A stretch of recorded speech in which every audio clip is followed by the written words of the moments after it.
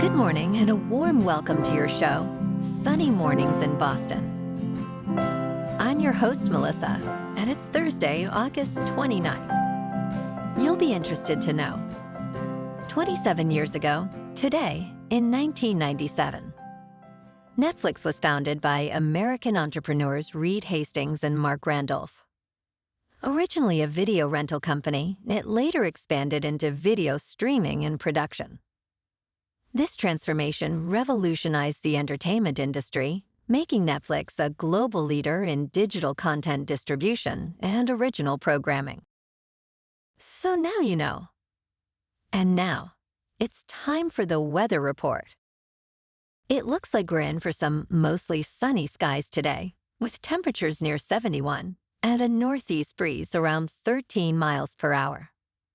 Tonight, expect mostly clear skies with a low of 55 and light winds. For all you beach runners out there, the first high tide Thursday will be at 8:30 with a low tide just after 9:30. The nearshore buoy at Cape Cod Bay reads 68 degrees for the water temperature. Looking ahead in the weather. Starting Friday, expect sunny skies with highs in the low 70s. Nights will bring patchy fog and lows near 60.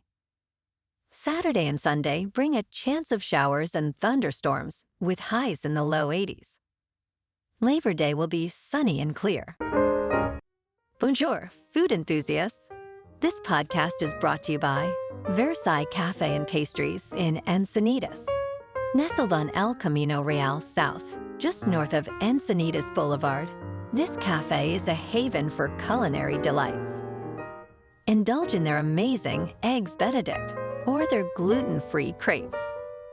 You can grab a panini for lunch or just breeze on through to get your morning coffee. They are open every day from 8 to 5. So stop on by and don't forget to tell them Sunny Morning sent you.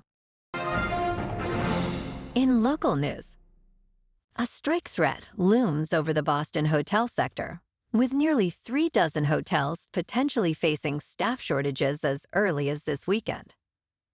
Approximately 4,500 hospitality workers, part of Unite Here, Local 26, may strike due to unsuccessful contract negotiations. Workers seek higher wages to combat inflation and understaffing. Carlos Arameo, president of Unite Here, Local 26, warned of significant disruption if negotiations fail by August 31st. Major companies like Marriott, Hilton, and Omni Hotels could be impacted. Union member William Brown highlighted the financial struggles of employees, emphasizing the need for better wages and working conditions.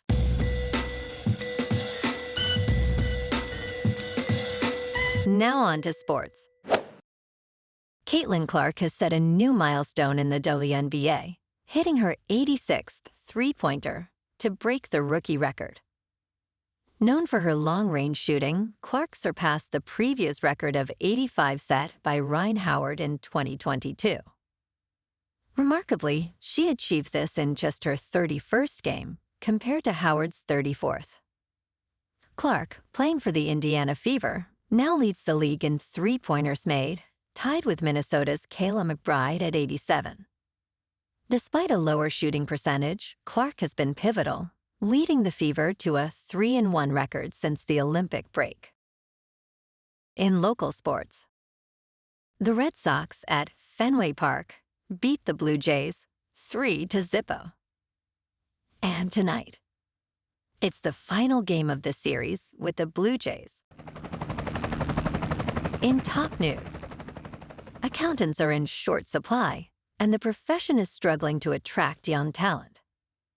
Brian, who once dreamed of being an astrophysicist, shifted to accounting but faced skepticism from his parents.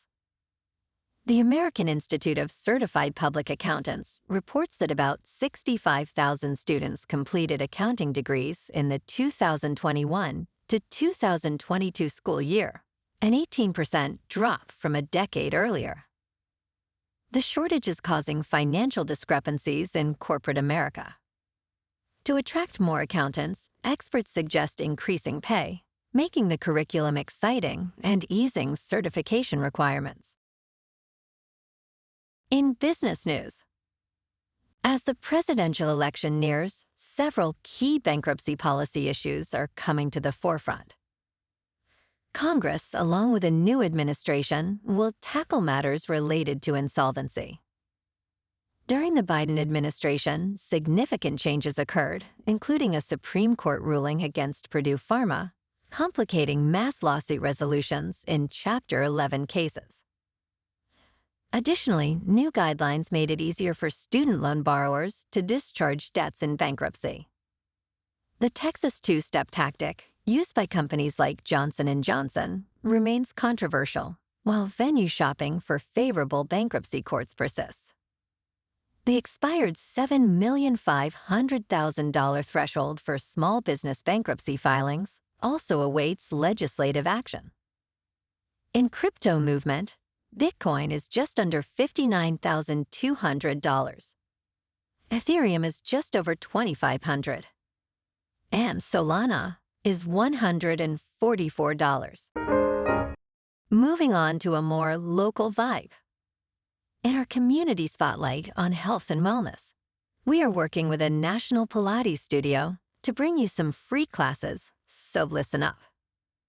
Check out Club Pilates. With several locations in the Boston area, Pilates presents a comprehensive wellness approach, cultivating strength, reducing tension, and elevating mental well-being.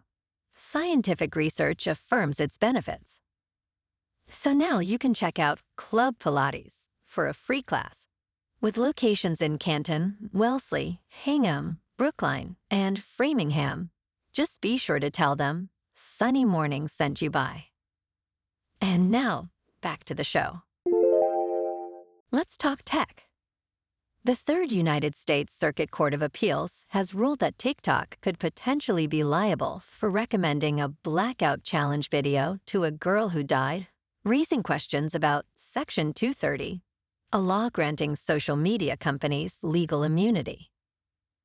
The Philadelphia-based court revived a lawsuit against TikTok over the death of 10-year-old Nyla Anderson, stating TikTok could be responsible due to its editorial judgment.